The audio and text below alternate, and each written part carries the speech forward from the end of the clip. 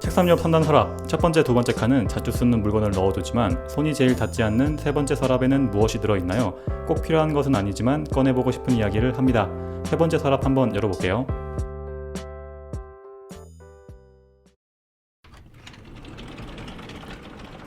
반갑습니다. 안녕하세요. 잘 지내셨죠? 네, 잘 지냈죠? 항상 같은 말만 반복하는 것 같지만 뭐 어쩔 수 없습니다. 오랜만에 아, 보는 거니까. 저는 진짜 방금 다 따끈따끈하게 한 30분 전에 아. 화이자 2차를 맞고 아. 왔거든요. 그래가지고 지금 약간 상태가 해로울 수도 있어요. 그래도 녹음을 하다 보냐. 중간에 자도 오늘은 좀 인정해드릴게요. 오늘은 낮낮 몸 상태도 그렇고 제 주제도 그렇고 뭐 충분히 이해할 수 있는 부분이거든요. 아, 드디어 2차를 맞았더니 진짜 약간 숙제를 해결한 기분이야. 아까 근데 지금 한 몇 시간 지났어요? 맞고? 30분 전에 맞았죠? 아 바로 직전에 맞았구나. 지금은 좀 바로 괜찮아? 맞자마자 바로 온 거야. 타이레놀은 안 먹어도 돼? 그런 거는 이제 1차 때도 괜찮아가지고 이제 근데 좀 아프더라도 약간 저녁에 맞고 나서 밤에 이제 잘기 전에 많이 아프더라고요. 그래서 이거는 좀 봐야죠. 잘 때 이렇게 뒤척일 때 맞은 쪽 팔이 너무 아프더라고. 그래서 저 원래 왼쪽으로 자거든요. 근데 보통 오른손잡이라서 왼쪽에 놔두잖아요. 그지, 근데 그지. 오른쪽에 넣어달라고 했습니다. 아 자는 것 때문에? 아니 그 되게 좋은 중요한 선택이에요 이게. 어쨌든 요즘에 좀 환절기예요, 그죠? 그쵸? 낮에는 좀 더운 듯 하다가 저녁 되면 엄청 쌀쌀해져가지고 건강관리를 더 잘해야 되는 때여가지고 낮낮도 건강관리 열심히 하고. 맞아. 이 백신 비염인들이 맞았으니까. 가장 힘든 계절이에요. 이 가을로 되는 환절기. 환절기가 비염 있어요 그러면? 비염 때문에 항상 병원을 갔었거든요. 가을 되면은 이제 또 가을 가면은 무슨 아저씨가 왔구나 이러면서 올 게 왔죠? 이러면서 되게 친근하게 맞아주는 단골 손님이야? 그런 계절이죠. 어쨌든 건강관리 들으시는 분들도 잘 하셔야 되고 관리 잘 하려면 당연히 저희 전염병 특집을 잘 들으시면 됩니다. 그거 들으시면 다 그 나오거든요. 이 말 하려고. 아니야. 그냥 다 엮어가는 거지. 시기가 시기다니만큼 전염병 특집이 또 되게 어그로를 또 잘 끌었어요. 오. 이번에 저희가 구독자 수 드디어 30명을 돌파했고 와우. 뭐 정확한 비율은 아니지만 제가 대충 볼 때 팟캐스트 한 30명이면 그래도 유튜브로 치면 한 1000명쯤 되는 느낌이거든요. 비율상 대충 따져보면 그 정도 되지 않을까 싶고 앞으로 이거는 행복회로 아닙니까? 아니야 정말 그 비율상 그 정도 나온다니까. 제가 대충 한번 계산기 때려봤는데 이대로만 좀 가면 한 30년만 더 하면 구독자 한 10,000명까지 네? 모을 수 있을 것 같다. 30년이요? 죽을 때까지 하면 10,000명 정도 달성할 수 있지 않을까. 지난 시간에 왜 식물편에 제가 댓글 달렸다고 막 그랬잖아요. 지지난 시간이었구나. 근데 제가 좀 징징거렸나 봐요, 제가. 그래서 그때 그 댓글 달아주신 뭐 닉네임이니까 말해도 상관없겠다. 그 뿜뿜빠레라고 닉네임 쓰시는 분이 그때 달아주셨는데 추가로 더 달아주셨어요. 제가 대박. 징징거린 거 들으시고 뭐 다른 에피소드 재미없어서 안 단 거 아니니까 막 마음 상해하지 마라 그러셨는데 좀 내가 좀 미안하더라고. 아니 댓글은 그냥 우리 좀 진행하는 사람들끼리의 좀 소소한 행복 같은 거니까 그냥 편하게 들으셔도 됩니다. 댓글 달린 게 좀 신기하기도 해서 언급했던 건데 절대 뭐 부담 드리려는 의도는 아니었으니까 잘만 들어주시면 되고, 저희가 그 팬데믹이 조금 잘 조회수가 나와가지고 이번에도 거의 순위를 한 30위까지 찍었거든요. 구독자 30명, 순위 한 30위까지 찍었으니까 이번에도 올라갔으니까 다시 내려올 일밖에 없어요. 그죠? 최근에 영화 특집에서 절정을 찍고 지금까지 계속 추락했었는데 이번에도 어김없이 내려올 준비를 해야겠죠? 근데 타이에 의해서 내려오는 게 아니라 내 발로 내려오겠다, 내 의지대로. 이때다 싶어서 재미없는 거 한번 확 해가지고 순위를 확 떨궈 보겠습니다. 거의 한 달이 뭐야? 한 2달 된 것 같다, 그죠? 미루어던 도덕 감정론 오늘 첫 시간이거든요. 드디어. 거의 2달 된 것 같죠, 그죠? 사실은 정확히는 모르겠지만 최소 한 2부작에서 많으면 한 3부작까지도 가야 될 것 같아요. 벌써 좀 마음이 무겁습니다. 이게 100개 준비했어요, 오늘? 제가 오늘 졸 수도 있으니까 100개 준비해오라 그랬는데. 그러니까 너무 급하게 제가 오늘 자녀로 맞는 바람에 커피도 못 준비하고 베개도 못 준비하고 박하사탕이라도 챙겼어야 되는데. 아쉽네. 오늘 어쨌든 이번 기회에 저도 도감론을 한 번 더 제대로 읽었거든요. 그러면서 어떤 걸 좀 느꼈냐면 왜 지식이라는 게 자주 쓰지 않으면 잊어버리게 되잖아. 나도 예전에 한번 읽어보고 머릿속에 있던 내용이랑 새로 읽으면서 이런 내용이 있었지라고 했던 그런 찰나가 되게 많더라고. 그래서 개인적으로도 준비하기 되게 잘한 것 같다. 뭐 누군가한테 들려주기 위해 산 거지만 저한테도 도움이 좀 되었던 시간이었고, 갈 길이 오늘 좀 먼데 도덕 감정론의 저자 애덤 스미스의 생애를 쭉 한번 살펴보고 그리고 시간이 될 때까지 제가 준비한 도감론을 쭉 달리다가 중간에 그냥 끊을게요. 그냥 마음 느긋하게 좀 하기로 했고 시간이 너무 구애받지 않고 하지만 조급하게 한번 진행해 보겠습니다. 도덕 감정론 이거 제목 들으면 뭐가 떠올라요? 어떤 느낌 들어 이거? 어떤 책이다, 뭐 어떤 내용일 것 같다, 뭐 그런 게 있어? 그 내가 이 도덕 감독을 2달 동안 한다고 얘기를 했잖아. 근데 뭔가 굉장히 처음 들었을 때 도덕론이면 도덕론이지 뭐 감정이면 감정이지 도덕 감정론 내가 솔직히 이군 통해서 처음 들어본 단어였고 근데 이 다수의 팟캐스트 주제들을 내가 겪어봤잖아요. 근데 딱 느낌이 왔어. 이건 미리 알아보면 안 되겠다. 이거는 입을 통해서 들어야겠다. 그래서 저는 최대한 그 도덕 감정론에 대해서 모든 머리를 비우고 백지 상태로 왔거든요. 그래서 그렇게 딱히 그런 뭐 떠오르는 거나 뭐 그런 게 아예 전혀 없어요. 본인이 준비하지 않은 것을 열심히 변명을 한 거네요. 그죠? 제 얘기를 통해 듣겠다. 그렇지 않으면은 내가 진짜 버틸 수 없을 것 같은 거야. 은근히 재밌을 수도 있는데 그러면 애덤 스미스 하면 떠오르는 게 뭐 있어요? 애덤 스미스는 정말 보이지 않는 손. 근데 이거 진짜 공부할 때 많이 들었던 양반이어가지고 많은 게 떠오르죠 뭐. 이게 사실 애덤 스미스 하면 사람들이 그렇게 생각하는 분들 좀 있거든요. 약간 이기심이 가득한 자본가들을 위한 어떤 보이지 않는 손 이런 이론을 펼친 사람이다 이런 말을 많이 하는데 그리고 제가 들었던 강의 선생님은 미친놈이라 그랬어요. 왜? 대학교에서? 근데 제가 개인적으로 평가할 때는 전혀 그렇진 않고 오히려 도덕성을 굉장히 강조하면서 사회의 분배나 정의 실현에 관심이 많았던 사람이거든요. 나중에 이거는 도감론 제가 마무리할 때 쭉 한번 나열할 거니까 일단 넘어갈게요. 우리는 그럼 애덤 스미스가 누군지 대충 한번 보자고. 낱낱이 기억할지 모르겠지만 제가 예전에 공산당 선언할 때 현대 자본주의 시대를 살아가는 우리가 꼭 읽어봤으면 좋겠는 책 2개를 꼽으라고 하면 첫 번째가 마르크스의 자본론이었고 두 번째가 애덤 스미스의 국부론이었거든요. 나중에 자본론, 국부론 다 한번 해보긴 할 텐데 마르크스 자본론 프리퀄로 이제 공산당 선언을 했었고 오늘은 국부론의 약간 프리퀄 느낌으로 도덕 감정론을 한번 해보려고 합니다. 왜 도감론이 먼저 나오냐면 실제로 출판 연도가 먼저 나오기도 했고 애덤 스미스가 도감론 제일 마지막 부분에 이런 글을 적어놨어요. 한번 읽어볼게요. 나는 추후 별도의 논문에서 법률과 정부의 일반 원칙들 및 사회의 상이한 연대와 시기에 이 일반 원칙이 겪어온 다양한 변혁들에 대한 전체적인 설명을 할 것이다. 그때 나는 소위 정의의 문제뿐만 아니라 치안, 세입, 국방 및 법률과 관련된 모든 문제에 대해 설명하겠다.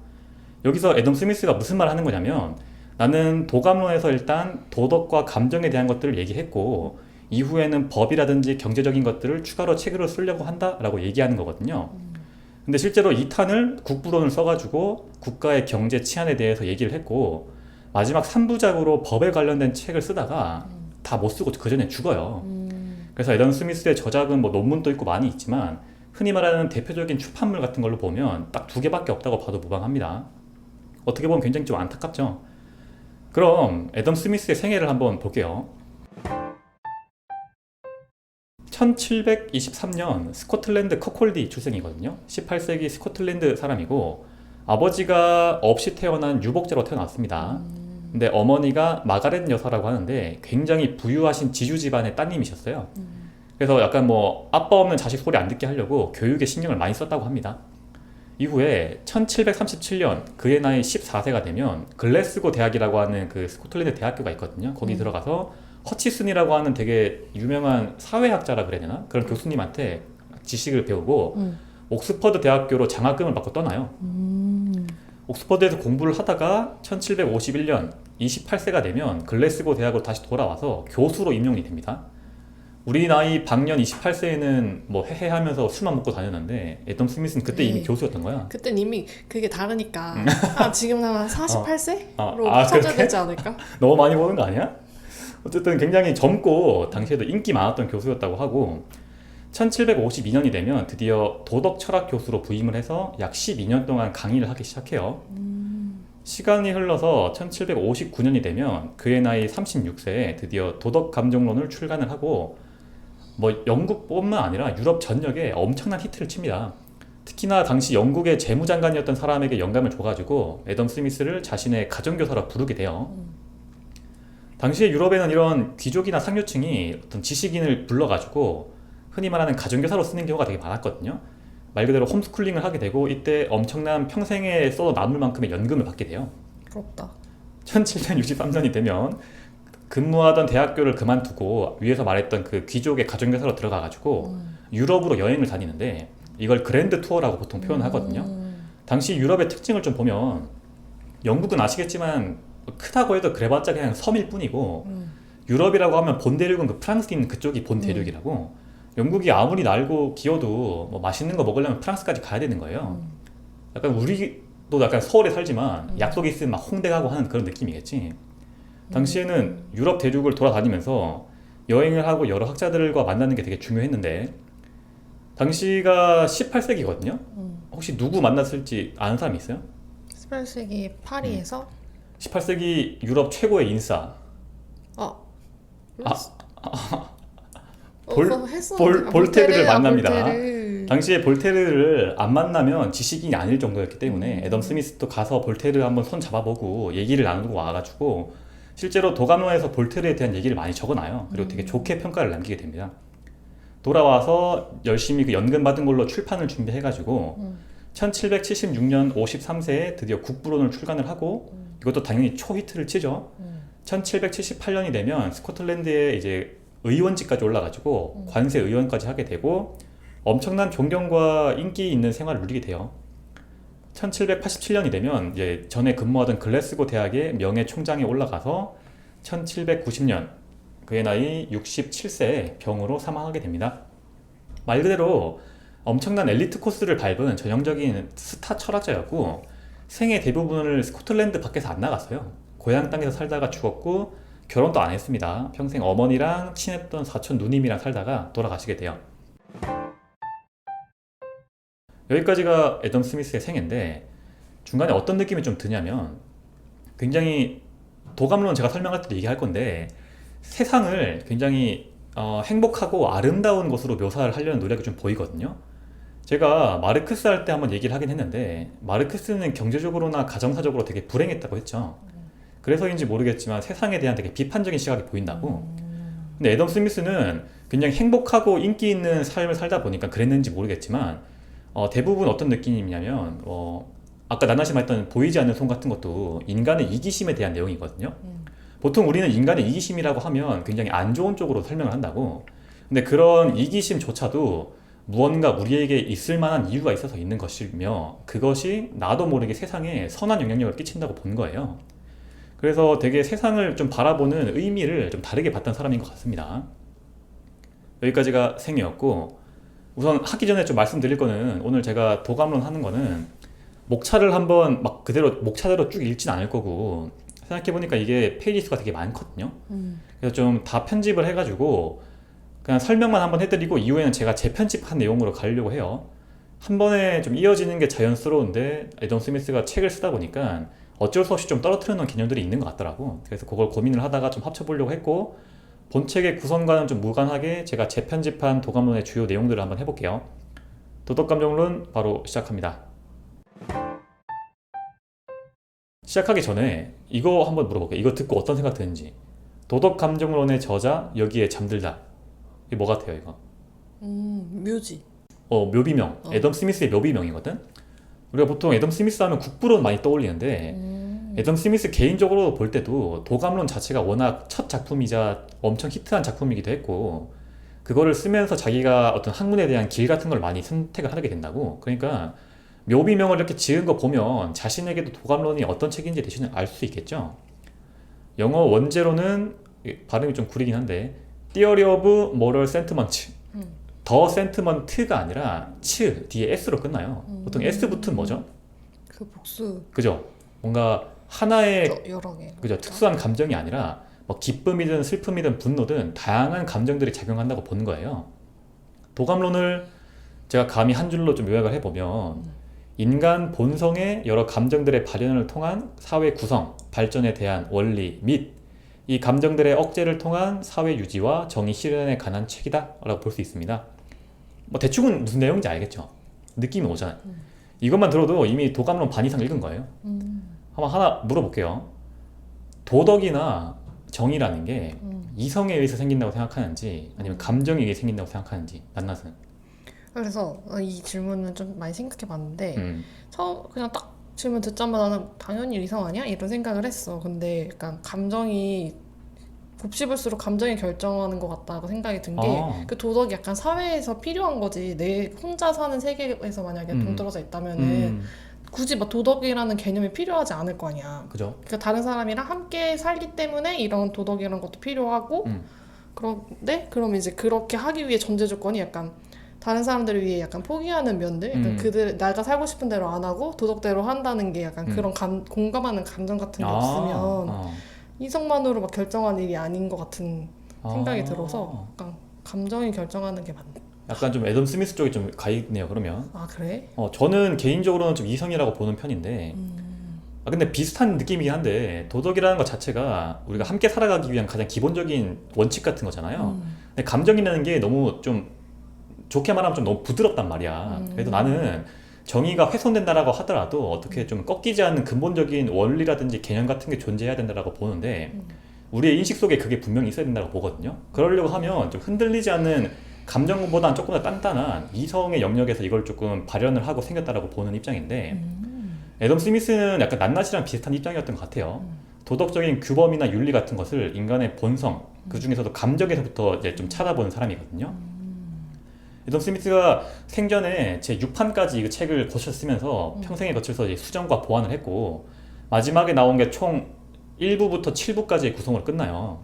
그 중에서 1에서 3부까지는 도덕에 대한 약간 뭐 심리라든지 감정에 대한 이론을 썼고 이게 도덕 감정론의 핵심이겠죠. 나머지 4에서 7부 넘어가면 자신과 비슷한 이론을 펼친 사람들과의 자신과의 비교 아니면 도덕적인 판단에 여러 가지 미치는 영향이나 감정들에 대해서 소개를 하는데 이게 읽다 보면 7, 800페이지 넘는다 그랬잖아. 좀 지칠 수가 있거든요. 그래서 좀 부담스럽다고 하시는 분들은 4에서 7부는 무리해서 읽으셔도 되지 않고 1에서 3부 정도만 딱 읽으셔도 대략적인 핵심을 보실 수 있어요. 사실상 전공자나 학부생이 아니라고 하면 취미의 영역에서 그걸 굳이 다 읽을 필요는 없다고 보거든요. 하지만 저는 취미를 좀 넘어가지고 한번 다 읽고 한번 정리해 볼게요. 첫 번째는 위에서 나왔던 1에서 7부의 구성을 따라가지 않고 저는 크게 감정, 그리고 공정한 관찰자, 그리고 여러 가지 미덕들, 그 다음에 경쟁과 야심, 습관과 유행, 마지막으로 행복 이런 것들로 파트를 나눠가지고 진행을 하려고 합니다. 첫 번째는 감정인데 이 감정 파트에는 애덤 스미스가 중요하다고 하는 여러 가지 감정들을 설명해 주는데 크게 동감, 그리고 동감 이외의 여러 가지 감정들 저는 쾌감과 불쾌감으로 크게 나눴거든요. 나중에 설명할게요. 그 다음에 이런 감정들의 불규칙성에 대해서 말해 볼 겁니다. 동감부터 시작할게요. 감정 중에 동감에 대해서 동감이 뭐라고 생각해요? 안낫은? 동감은 동감이나 뭐 공감 여러 가지로 쓰잖아.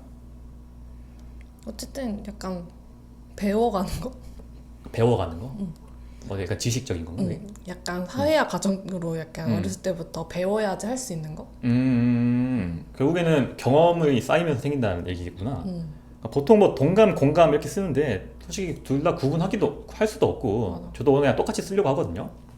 애덤 스미스는 동감을 뭐라고 설명하냐면 타인의 감정을 내 입장에서 상상을 통해서 느끼는 거라고 얘기를 했어요.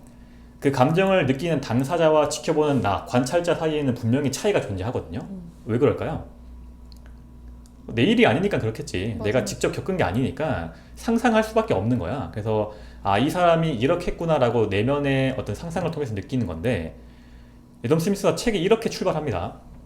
인간이 아무리 이기적 존재라고 해도 그 천성에는 분명 이와 상반되는 몇 가지가 존재한다. 이 천성 때문에 인간은 타인에게 관심을 가지고 타인을 바라보는 즐거움 외에 아무것도 얻을 수 없다고 해도 타인의 행복을 필요로 한다.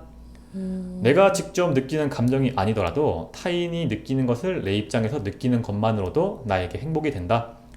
거기다 타인의 고통을 보거나 느낄 때 우리가 느끼는 종류의 감정 이런 것들 모두 원시적인 감정 다 포함해서 이런 종류의 모든 우리의 동료의식은 앞으로 동감이라는 단어를 쓰겠다라고 얘기를 해요. 동료의식이라는 건 그냥 너와 내가 같은 개체구나 같이 존재하는 거다라고 느끼는 거라 보면 되고 거기서부터 나오는 우리의 동감을 가지고 인간을 설명을 하는 거예요. 그러니까 인간이라면 누구나 가질 수밖에 없다고 얘기하는 거지. 잠깐 정리해보면 도감론의 제일 핵심이자 중요한 개념이 동감인데 누가 도감론 얘기 꺼낸다고 하면 아 그거 동감에 관한 책이잖아 이렇게만 해도 바로 대화에 낄 수 있는 겁니다. 애덤 스미스의 동감에 대한 정의는 타인이 느끼는 것을 내 입장에서 상상을 통해 느끼는 건데 우리는 타인이 느끼는 걸 직접 느낄 수 있는 게 없거든요. 그러니까 나에게 대입해서 상상을 통해 느끼는 거고 이런 예시를 들어요. 애덤 스미스가 형제가 고문을 받아도 내가 지금 편한 상황이라고 하면 나는 형제의 감정을 느낄 수 없다. 여기서 나오는 동감의 제 첫 번째 특징 바로 상상을 통해서 느낀다는 거거든요. 예를 들면 정신병자 광인이 있는데 비 오는 날 머리에 꽃 꽂고 막 뛰어다니고 있어. 그럼 우리가 그걸 볼 때 아, 저 사람 되게 안 됐다라고 할 수 있는데 광인은 스스로 굉장히 행복할 수 있겠죠. 그런데 우리의 동감은 실제로 그 사람이 느끼는 게 아니라 내 입장에서 상상해서 동감을 일으킨다고. 이게 당연할 수 있는데 되게 좀 중요한 게 우리가 보통 동감이라고 하면 그냥 뭐 내가 원하는 걸 너도 느끼고 똑같이 느낀다라고 생각할 수 있는데 현대를 살아가는 우리에게도 되게 중요한 게 막 그런 사람이 있어요. 막 내가 이렇게 아프고 내가 이렇게 힘든데 왜 내 마음을 몰라주지라는 사람이 있거든. 근데 위에서 나왔듯이 타인은 뭐 정말 가까운 가족이나 친구라고 해도 나와 똑같이 느낄 수가 애초에 없는 존재라고. 그러니까 물론 본인이 힘든 건 이해를 하지만 나에게 동감하지 못하는 다른 사람에게 너무 집착이나 매몰을 해가지고 자신의 처지를 비판하거나 하면 별로 도움이 되는 것 같진 않아요. 마치 답이 없는 문제를 풀려고 하는 것과 마찬가지거든. 어떻게 생각해요? 낱낱이 말했던 거는 이제 사회화를 통해서 겪게 되는 어떤 감정이나 지식 같은 거니까 어떻게 보면 나와 타인이 겪어온 생활이나 경험치가 무조건 다를 거란 말이지. 내가 왜 이렇게 배워서 얻을 수 있다고 막 그렇게 하는 게 뭐냐면 이거 생각해가지고 약간 어렸을 때 막 그런 거 있잖아. 어떤 거? 친구들이 싸울 때 애기들 둘이 싸우는데 막 그럴 때 약간 훈육하는 방법으로 만약에 너 입장에서 이랬어 그러면 걔가 속상하지 않았겠어? 이런 식으로 나는 처음 동감을 배웠다고 생각을 해가지고 약간 배워가는 거라고 생각했거든? 네. 근데 이군이 말했을 때도 이군 뭐지? 애덤 스미스 이분이 그런 식으로 동감을 얘기했다 그래가지고 아 나 정말 애덤 스미스처럼 생각하나? 약간 얘는 들으면서 이 생각을 했거든? 그러니까 그렇게 남의 입장에서 생각을 해보지 않으면은 나는 인간이 그거에 대해서 어떤 고통이나 뭐 그런 걸로 상처를 받는지 전혀 알 수 없다. 더불어 살아갈 수가 없게. 진짜 그냥 진짜 역지사지 마음으로 항상 살아야 된다. 약간 이런 생각을 하고 있어가지고 그런 책에 정확히 그런 표현이 나와. 역지사지라는 표현이 나오거든요. 낱낱은 항상 제가 하면서 느끼는 건데 마르크스를 하던 누구를 하던 그 사람에게 되게 좀 이렇게 좀 가까이 가 있는 면이 좀 보이네요. 항상 평소에 그런 생각을 좀 하는가 봐. 어쨌든 아니 이거 물어봐서 생각해봤어. 그냥 좋게 포장해줄 때 넘어가세요 그냥. 어쨌든 우리가 왜 그런 말 하잖아. 겪어봐야 안다. 사실 그 사람이 정확한 상태를 내가 알 수 없으니까 그런 표현이 나온 것 같습니다. 이어지는 동감의 제2 특징. 그것이 좋은 감정, 저는 쾌감이라고 했고 나쁜 감정, 불쾌감이라고 엮었는데 쾌감에는 뭐 기쁨, 행복, 신남이 들어가는 거고 불쾌감에는 고통이나 슬픔, 분노 같은 게 다 들어가는 거거든요. 쾌감이든 불쾌감이든 어떤 것에든 다 발동이 가능하다고 생각해요. 애덤 스미스가. 바로 이어지는 동감의 세 번째 특징은 그 중에서 애덤 스미스는 분노를 예로 드는데 분노 굳이 아니어도 위에 들어갔던 불쾌의 감정 다 넣어도 상관없습니다. 불쾌의 감정에는 조건이 필요하다고 해요. 당사자가 나타내는 그 감정 자체가 아니라 그 감정이 발생한 상황들을 고려해서 동감이 발동한다라고 보거든요. 쾌감의 감정에는 왜 그러냐면 조금 남들이 쉽게 동감해줘. 그냥 내가 막 기뻐하고 있으면 굳이 이유를 따지지 않고 같이 기뻐해주는 면이 좀 사람들한테 많이 있거든요. 네가 좋으니까 내가 좋은 거지 라는 게 있는데 책에는 이렇게 씁니다. 애덤 스미스가. 사실 모든 감정에 인간이 동감할 수 있는 건 아닌 것 같다. 어떤 것은 전혀 동감하지 못하거나 아니면 오히려 반감을 사기도 한다. 왜냐? 그 상황이 뭔지 모르기 때문이다 라고 얘기를 해요. 누군가 화를 내고 있다라고 하면 분명히 화내는 이유는 있겠지만 내가 그 이유는 모른단 말이야. 애덤 스미스가 이런 말을 해요. 천성에 따라서 인간은 분노의 감정에는 조건 없이 동감하지 않도록 되어 있고 우리의 천성이 이러한 감정에는 동감하지 말라고 또는 원인을 알기 전까지는 오히려 반대하라고 지시하기 때문이다 라고 하는데 예를 들면 이런 거예요. 뭐 길을 가고 있는데 어떤 사람이 막 화를 내면서 막 물건을 부수고 있어.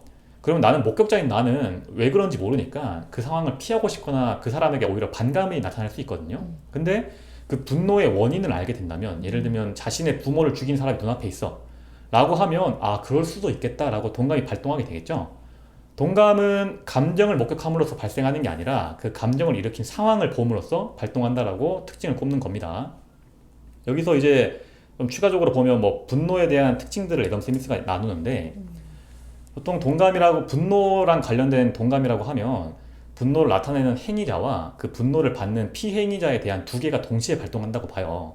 근데 일반적으로는 그 분노의 대상이 되는 피행위자의 고통에 먼저 동감을 일어나기 때문에 분노를 일으키는 행위자에게 좀 동감이 덜 일어난다고 보거든요. 그래서 애덤 스미스는 동감을 분노라는 감정에 동감을 받으려면 반드시 억제되어야만 한다라고 봐요.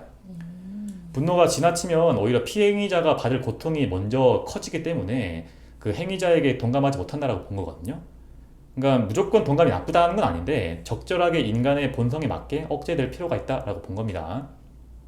그러면 동감이 일어난다는 건 알겠는데 왜 동감을 하게 되는지 애덤 스미스가 더 설명을 해주거든요. 동감이 위에서 아까 제가 원문 읽었던 거에서 나오는 건데 원인이 뭐든 간에 인간에게 동감한다는 것 자체가 즐거움이 된대. 그리고 동감을 내가 하지 못하거나 아니면 받지 못하게 되면 충격을 받고 슬픔에 빠진다고 합니다. 나와 같은 입장, 즉 동감을 받으면 나도 모르게 기뻐지고 반대가 되면 나가 슬퍼진다는 얘기를 하는 거거든요. 여기서 나오는 동감의 제 네 번째 특징, 인간은 누구나 동감받고 싶어하는 존재이며 동감받지 못하면 슬픔을 느끼고, 바로 이어지는 다섯 번째 특징으로 쾌감보다는 불쾌감에 조금 더 동감받기를 원하고 동감받지 못하면 더 큰 충격을 느낀다고 하거든요.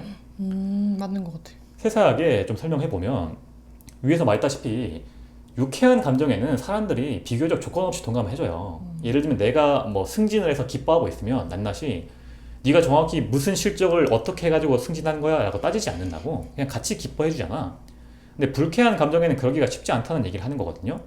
위에 나왔던 분노 말했지만 무조건적으로 즉각적으로 동감이 발동하지 않고 상황을 파악하기 위해 노력을 한다고. 즉 쾌감의 감정보다 불쾌의 감정에 동감받기가 훨씬 힘들고 그렇기 때문에 사람은 불쾌의 감정에 더 동감받기를 원한다라는 얘기를 합니다. 이런 거 보면 우리가 왜 그런 말 하잖아. 힘들 때 옆에 있어주는 게 좋은 친구다. 아니면 뭐 결혼식보다는 장례식장에는 꼭 가라. 이런 얘기 하는데 이게 다 불쾌한 감정에 사람들이 더 동감받고 싶어하는 그런 본능 때문은 아닌가라는 생각을 좀 해봤어요. 어떤 것 같아요? 맞다고 생각합니다. 아, 조금 더 불쾌한 감정에는 사람들이 쉽게 동감하지 못하고 더 동감받고 싶어하고. 어쨌든 저도 이거는 조금 되게 일리 있는 생각이라고 했고, 다음으로는 이제 어떤 얘기를 해주냐면 동감이 어떨 땐 발생하고 어떨 땐 발동하지 않는지를 설명해 주는데 이런 표현을 써요. 행위의 적정성 판단이라는 단어를 쓰는데 적정성이라는 게 어떤 것에 동감한다라고 하면 아 그게 적정하구나, 동감하지 못한다고 하면 적정성이 없구나라고 보는 거고, 아 그냥 동감할 만하다 하면 그냥 적정성이 있다고 보면 되겠죠. 설명했듯이 타인과 나의 감정 사이에는 크건 작건 차이가 존재할 수밖에 없는데 그 차이 때문에 동감 여부가 결정되거든요. 근데 여기에는 일정한 어떤 규칙이 있다고 봤어요, 애덤 스미스는. 예를 들면 내가 지금 기분이 엄청 좋아, 막 길 가다가 화분을 주웠어. 기분 좋겠죠? 훔친 거 아니고? 아니 그러니까 주웠어. 굉장히 깔끔한 화분을 주웠는데 근데 길 가고 있는데 친구를 만났는데 친구가 무언가 일 때문에 슬퍼하고 있는 거야. 그러면 나는 지금 기쁘지만 그 사람에게 나쁜 상황이 벌어진 것에 동감을 해서 함께 슬퍼해 줘야 된다라고 판단을 하게 되거든요. 동감이 실제로 발생하지 않아도 무언가 판단을 통해서 이거 해줘야 된다라는 어떤 관계가 설정되는데, 이런 것처럼 나의 처지와는 상관없이 동감 여부가 결정되는 게 무언가 규칙이 있다고 보는 거예요. 애덤 스미스는 어떤 말을 하냐면 다른 철학자들은 이런 원인에 관심이 없었는데 나는 이 원인이 굉장히 중요하다고 생각한다 라고 하면서 굉장히 강조하고 싶어하는 부분이거든요. 그래서 나오는 동감의 여섯 번째 특징, 동감이 발생하고 발생하지 않고는 무언가 규칙이 존재한다. 보통 뭐 일반 규칙, 일반 준칙이라는 표현을 애덤 스미스가 쓰는데 굳이 동감뿐만 아니라 사회 정의 이런 것들에도 다 규칙이 있다고 본 거거든.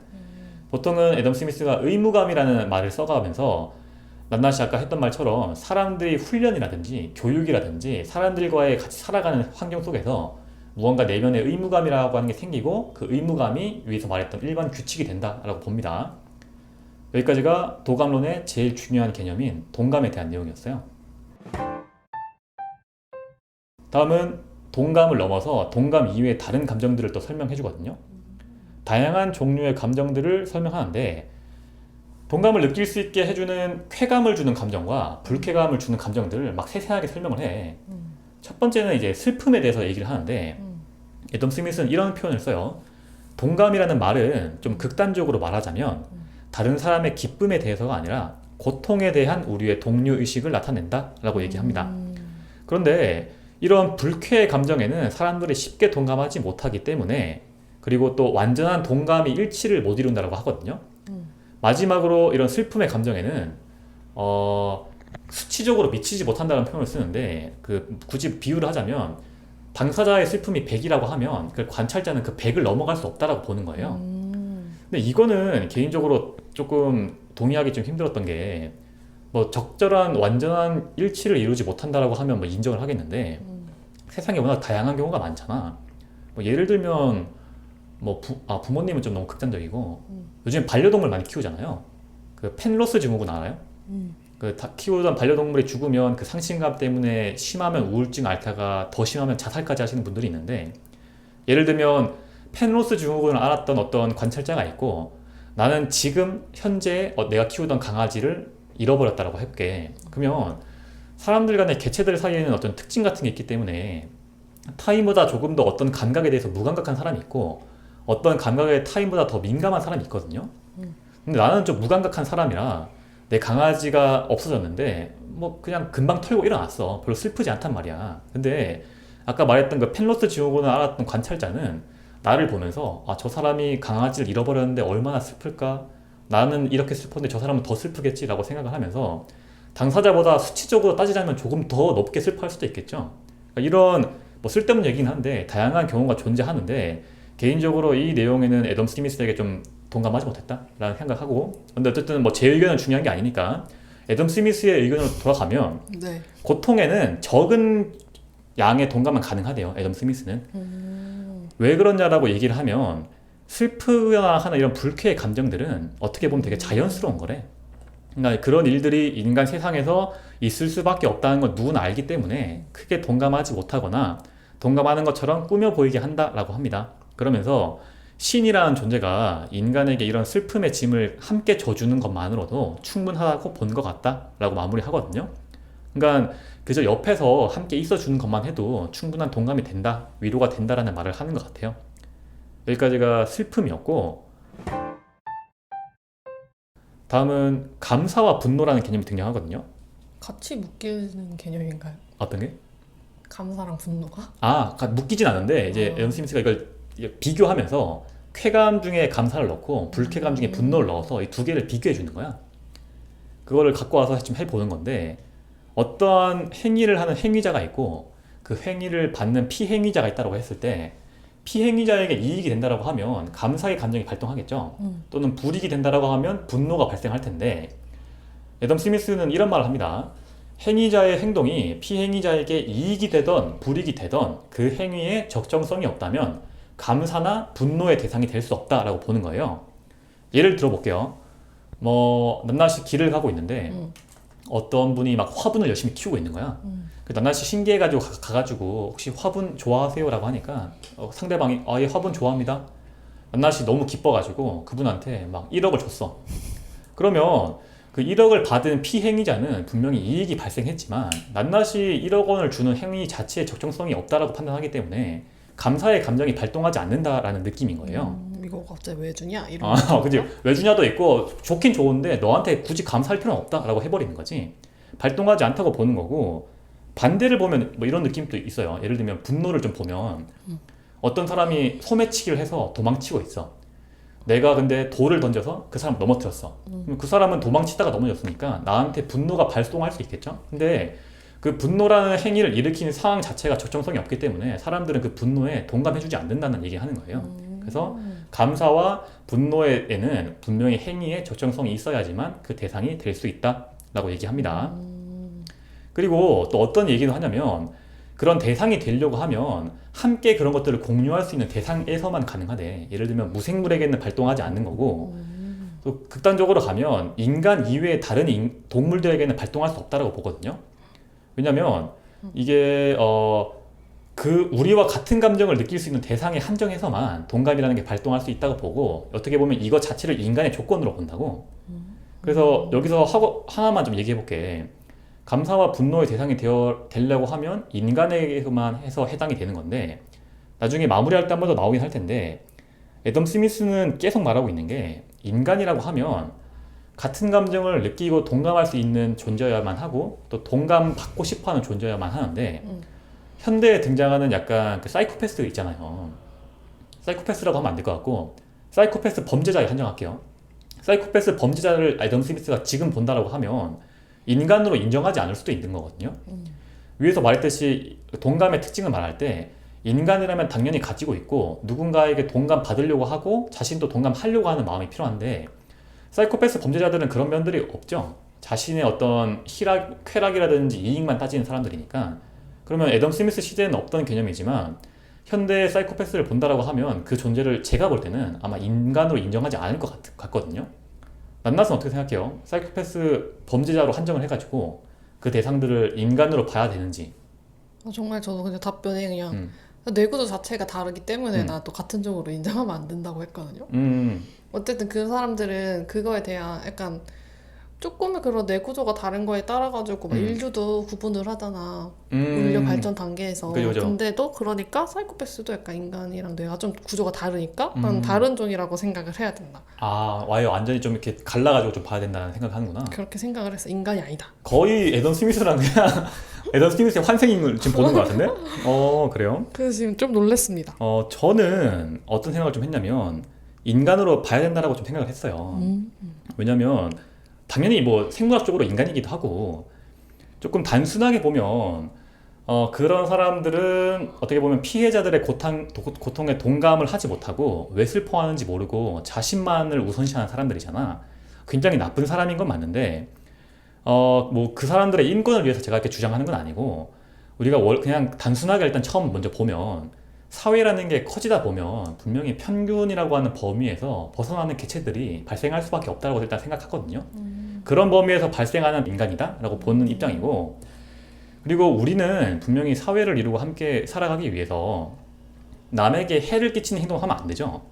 그러니까 그런 사람들을 모아가지고 범죄자라고 좀 엮고 어떻게 보면 격리시킨 다음에 재사회화를 진행을 하는 건데 그런 범죄자들을 대처하기 위해서 그 사람들을 인간으로 좀 봐야 된다라고 판단하거든요. 이게 약간 어떤 느낌으로 전달될지는 모르겠지만 분명히 우리와 같은 정신 상태가 아닐 거라고. 그러니까 뭐 네가 잘못했잖아, 널 비난하고 감옥에 가둔다고 해도 그 사람들은 느끼는 게 전혀 없을 거라고. 그렇기 때문에 되게 인간적인 범주에서 그 사람들을 좀 관찰하고 파악을 해가지고 어떻게 그 사람들을 대해야 되는지 우리가 좀 알아야 된다고 생각해요. 분명히 인간이기 때문에 우리와 다를 뿐이지 어떻게 그 사람들을 극단적으로 보면 처벌을 하는 방법 같은 것들도 나올 수 있거든요. 단순히 일반인들에게 하는 방법이랑은 조금 다르게 그 사람들 인간의 범주에 넣어가지고 인간적인 방법으로 관찰을 해서 그 사람들을 어떻게 대하고 어떻게 처벌해야 되는지를 좀 파악하기 위해서라도 인간이라는 범주에 좀 넣어야 되지 않나 라고 생각을 해요. 분명 사이코패스 범죄자들에게 피해를 받은 분이나 받으신 가족분들에게 위로가 되지 못하는 지금 현재 처벌이 굉장히 많이 있고 또 흔히 말하는 사회 정의가 실현되지 않은 경우가 되게 많잖아요. 그런 것들을 실현을 하기 위해서라도 좀 세세하게 파악을 해서 적절한 대처를 해야 되지 않나 라는 좀 생각을 해봤어요. 어쨌든 애덤 스미스는 낱낱과 함께 묶어가고 저는 오늘 좀 다른 입장으로 가게 됐네요. 이거는 뭐 마무리할 때 한 번 더 할 테니까 일단 넘어가겠습니다. 뭐 중요한 건 아닌 것 같고. 네. 다음에는 공로와 과실이라고 하는 개념이 등장하거든요.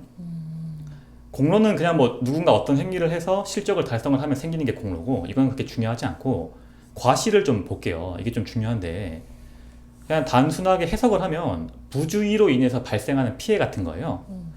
애덤 스미스는 사회가 유지되기 위해서는 부당하고 이유 없는 악행을 처벌을 해야 하고 그리고 그 처벌은 굉장히 도덕적으로 칭찬받을 만한 행동이다라고 봤습니다. 여기서 잠깐 얘기를 하면 위에서 말했듯이 애덤 스미스는 단순하게 누군가의 이익, 누군가의 이기심 그것들을 굉장히 확장해가지고 그 사람들만 인정해주는 사람은 아닌 거예요. 여기만 봐도 알 수 있듯이 애덤 스미스가 중요시하는 거는 항상 사회 유지, 또 부당함에 대한 처벌, 악행을 처벌을 하고 정의를 실현하고 어떻게 보면 자유 경쟁 같은 걸 권장하는 사람인 거라고. 이제 그에 대한 처벌이 오히려 칭찬받을 만한 거라고 분명히 얘기를 하고 있죠. 그러니까 보이지 않는 손이라는 개념도 궁극적으로 보면 자본가만의 이익을 대변하는 게 아니라 사회에서 자유로운 경쟁들을 보장하기 위해서 등장한 개념이라는 거지. 이런 표현을 씁니다. 신조차도 인간에게 어떤 처벌이 적절한지 알려주지 않았지만 다만 처벌이라는 것이 인정할 수 있는 행위라고 알려준 것 같다. 자기 보존이야말로 조물주가 우리를 창조할 때 넣은 가장 큰 목적이다 라고 하면서 어떻게 보면 당연히 나쁜 짓을 하면 처벌을 받을 거 아니야. 그러니까 그 처벌 받는 사람도 인간이라고 하면 자신의 행동에 다른 사람들이 하는 분노와 어떤 비난에 동감을 할 수 있대요. 그래서 어떻게 보면 수치심과 공포를 가질 수 있겠죠. 사회에서 도망치고 싶겠지만 실제로는 도망치지 못하고 돌아온대. 왜냐하면 고독이라고 하는 굉장히 무서운 감정이 발동을 해가지고 어쨌든 인간은 사회적인 동물을 보고 있는 거죠. 그래서 어쩔 수 없이 사회로 돌아오게 되고 돌아와서 비난이라든지 처벌을 받을 수밖에 없는 존재다라고 봅니다. 다음은 칭찬과 비난도 나오거든요. 모든 행위에 대한 칭찬과 비난은 우리가 보통 의도, 그 행동의 의도와 그 행동의 결과에 따라서 좀 나뉘게 되잖아. 낱낱은 뭐가 더 중요하다 생각해요? 칭찬. 그러니까 칭찬이든 비난이든 그것들이 결정되는 게 내가 낱낱한테 좋은 의도를 했지만 나쁜 결과가 생길 수도 있고 아니면 좋은 의도로 했지만 나쁜 결과가 생겼을 때 사람들은 그걸 칭찬하냐 비난하냐에 대해서 판단을 할 때 의도를 중요시하면 칭찬을 할 거고 결과를 중요시하면 비난을 할 거라는 거지. 그래서 칭찬과 비난은 의도와 결과에 따라서 이렇게 양분된다라고 보는데 의도가 중요하다고 생각해요? 결과가 중요하다고 생각해요? 의도요. 아, 의도? 네. 찍은 거야? 진짜 의도야? 그냥 애덤 스미스의 현신이라 보면 되겠습니다. 애덤 스미스가 그런 말 해요. 궁극적으로 마음의 의도나 감정, 그것의 적정성에 의해서 결정된다라고 얘기하거든요. 물론 결과를 중요시하지 않는 건 아닌데 결과가 우리에게 영향을 주긴 하지만 넌 의도라고 생각 안 해? 전 결과라고 보거든요. 아 진짜? 그러니까 예를 하나 들어볼게요. 예를 들어서 민가에 호랑이가 덮쳤어. 호환이 와가지고 호랑이가 사람을 잡아먹으려고 하는데 내가 그 사람을 구하려고 총을 빵 쐈다. 근데 호랑이가 맞지 않고 사람이 맞은 거야. 나는 그 사람을 구하기 위해서 좋은 의도를 가지고 총을 쐈지만 실질적으로는 그 사람이 총을 맞은 결과가 발생을 한 거죠. 애덤 스미스는 의도를 조금 더 고려를 해서 이것을 비난하면 안 된다라고 판단을 해요. 근데 낱낱도 약간 비슷한 입장인 거잖아. 그렇게 생각해요? 아 근데 너무 예시가 너무 아니 예시로 결과 때문에 생명이 약간 그 사람이 죽진 않았어요. 팔에 맞았다고 생각해. 팔에 어쨌든 결과는 그 당사자에게 피해가 된 건데 의도는 분명하잖아. 그 사람을 구하기 위해서 쏜 거고. 그러면 그 행위를 비난할 수 없다라고 보는 거죠. 낱낱도 비슷해요? 어쨌든 그거는 내 의도 때문에 내 의도로 한 게 아니잖아. 그 내 의도랑 엇나가게 결과가 나온 거잖아. 그거를 탓할 수는 없지 않나? 저는 계속 그것도 탓해야 된다? 뭔가 계속 좀 반대로 가고 있긴 한데 어쨌든 세상에는 그 결과가 발생하고 발생하지 않고에 대해서 무언가 판단 기준을 전 둔다고 생각해요. 물론 의도는 이해하지만 실질적으로 내가 그 당사자가 된다고 해도 결과에 따라서 반응이 나올 수밖에 없을 것 같거든요.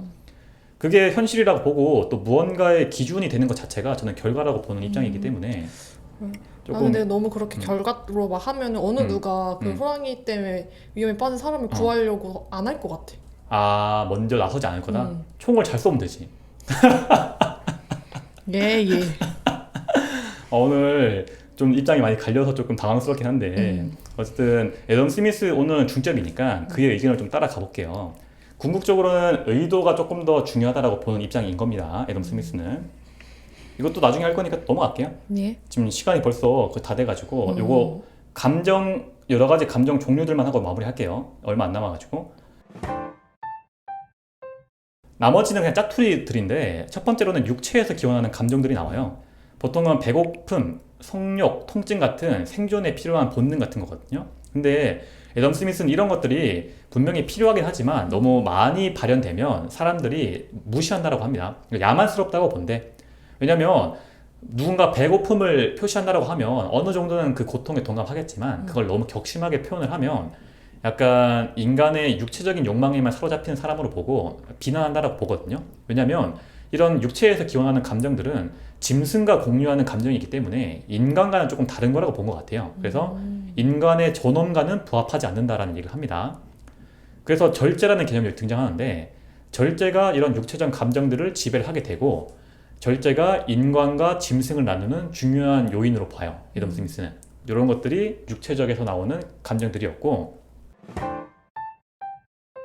다음은 상상에서 나오는 감정들이 있거든요. 위에 거랑 뭐가 다르냐면 육체적인 감정은 누구나 삶을 산다고 하면 한 번쯤은 느껴볼 수밖에 없는 거거든. 그러니까 부자든 아니면 내가 뭐 지위가 높든 손가락을 베이는 고통이라거나 아니면 배고픔 같은 것들은 그냥 살면서 누구나 겪을 수밖에 없는 거야. 근데 이런 상상에서 나오는 격정들은 되게 좀 슬픈 게 내가 겪지 않으면 모르는 감정이라고 봐요. 예를 들면 내가 모쏠이야. 모태솔로여가지고 사랑을 못 해봤어. 그럼 누군가 나에게 사랑에 대한 얘기를 하면 그 사랑에 가져오는 약간 부산물 같은 것들에는 느낄 수 있지만 그 사랑의 감정 자체에는 동감하지 못한다고 봤거든요. 애덤 스미스는. 되게 슬프죠? 못소리인가 보나. 우리가 공감하는 것은 그 감정 자체가 아니라 그 감정이 가지고 오는 부산물들에 대해서 그냥 간접적으로 느끼는 것 뿐이고 직접 겪지 못하면 알 수 없는 감정이라고 봅니다. 그러니까 모태솔로인 것도 서러운데 그런 친구들에게 자꾸 이렇게 연애 상담하고 하시면 안 되는 거예요. 알 수가 없기 때문에 두 번 죽이는 거죠.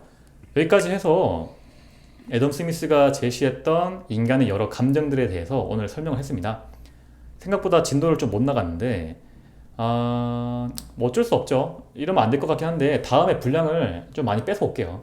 이게 이러다가 한 4부작까지 가야 될 것 같거든. 그래서 다음에는 대본을 좀 많이 쳐서 분량을 뺏어 오고 다음 시간에는 제가 하지 못했던 나머지 개념들 다 마무리 정리를 또 하고 아마 중간에 끊길 것 같네요. 그래서 3부까지 넘어갈 것 같은데 오늘 앞에서 듣는다고 고생 많았어요. 몸도 안 좋았는데. 네, 근데 생각보다 쏙쏙 들어오는 게 이런 감정에 대한 이야기여서 그랬던 것 같아요. 어쨌든 약간 심리학 이론이랑 좀 비슷하기 때문에 재밌다. 그게 읽으면서도 그렇게 힘들진 않거든요.